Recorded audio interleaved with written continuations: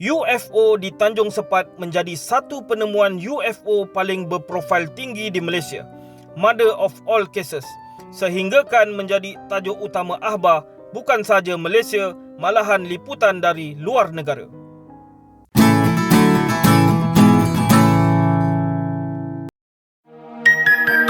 Wavemile.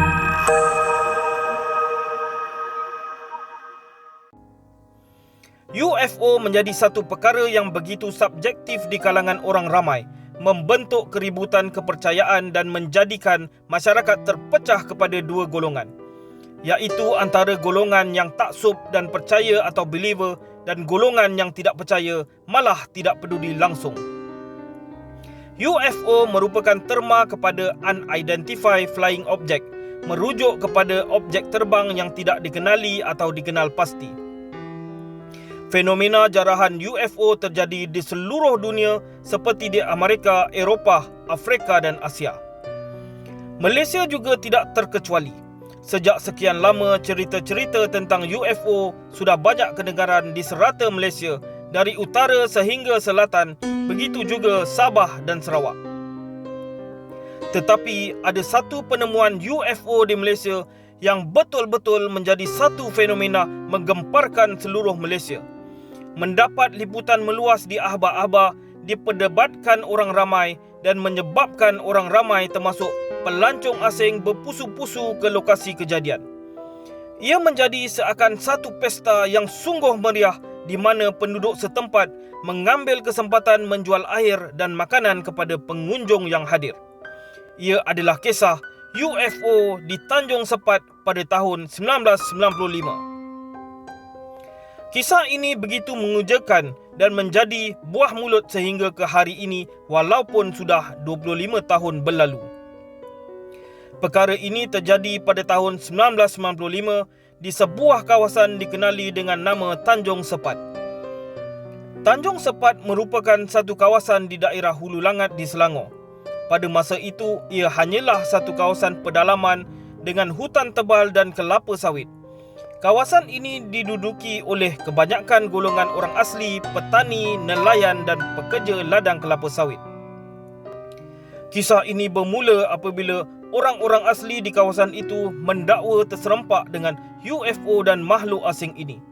Perkara ini terjadi sekitar bulan Oktober 1995.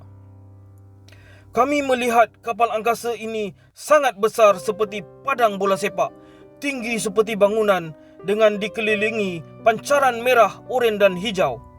Kami juga nampak makhluk asing berwarna hijau dengan ketinggian 60 cm dengan telinga yang panjang dan mata yang merah. Ia bukan terjadi sekali, malahan berlanjutan sehingga 4 kali.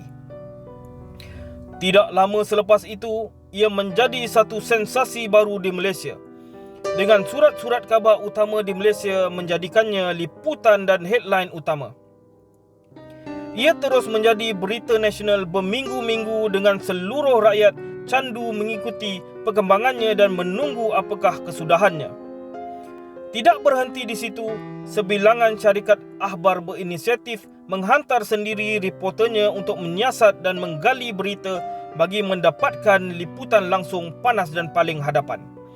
Salah satu yang paling diingati dan menjadi rujukan sebahagian kisah apabila menyorot kembali kisah UFO Tanjung Sepat ini ialah Ricky Lai, berumur 31 tahun, seorang reporter dari The Star. Diambil dari akuannya, saya ke sana pada waktu malam dan menunggu beberapa jam.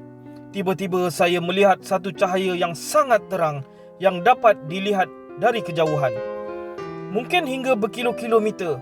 Ia terapung dan bergerak hampir ke kawasan tanah dan berada berdekatan hutan.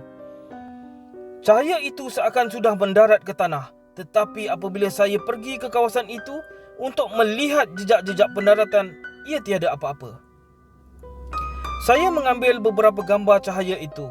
Saya merasa terkejut dan sangat bertuah kerana saya dapat melihat UFO dalam hidup saya. Saya ada juga ke sana selepas seminggu, tetapi ia tidak berulang kembali.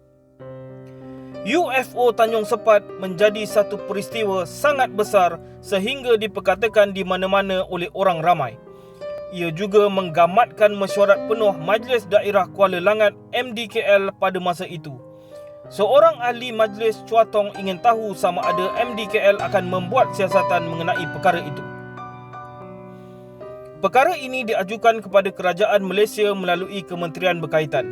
Menurut Menteri Sains, Teknologi dan Alam Sekitar Datuk Loh Hing Den, Kementerian Sains, Teknologi dan Alam Sekitar tidak bercadang membuat kajian saintifik mengenai misteri objek terbang tidak dikenali UFO ini. Usaha itu mungkin tidak berhasil, apatah lagi tiada ahli sains atau negara di dunia ini dapat menjelaskan dengan tepat apa sebenarnya objek itu sehingga kini. Memetik kata-katanya, saya juga berpendapat kita tidak perlu mengambil serius mengenainya. Tidak salah jika nak buat kajian, tetapi saya rasa tidak ada keperluan saintifik ke arah itu. Ini kerana kita tidak nampak sebarang kerosakan berlaku. Jika benar ada sesuatu dari ruang angkasa misalnya mendarat di ladang sawit, mana kesannya? Malah tidak ada tanda langsung macam mana ia mendarat. Tiada kerosakan atau kemalangan jiwa dilaporkan. Ia tidak memerlukan penyiasatan formal dan kes ditutup. Kesimpulannya, mungkin tiada sebarang kejadian ekstrim berlaku dalam peristiwa ini, seperti penculikan manusia oleh makhluk asing, serangan atau kerosakan-kerosakan yang disebabkan oleh perkara berkaitan. Namun kejadian UFO Tanjung Sepat 1995 akan menjadi satu memori mengujakan yang pasti akan diingati oleh seluruh rakyat Malaysia dalam kebanyakan kejadian-kejadian penemuan UFO di Malaysia. Sama ada kejadian ini betul atau tidak, hanya Allah yang tahu. Namun setidak-tidaknya, sedikit sebanyak, ia dapat membuka dimensi baru pemikiran manusia terhadap kejadian-kejadian paranormal yang terjadi di dunia. Sehingga berjumpa lagi, terima kasih.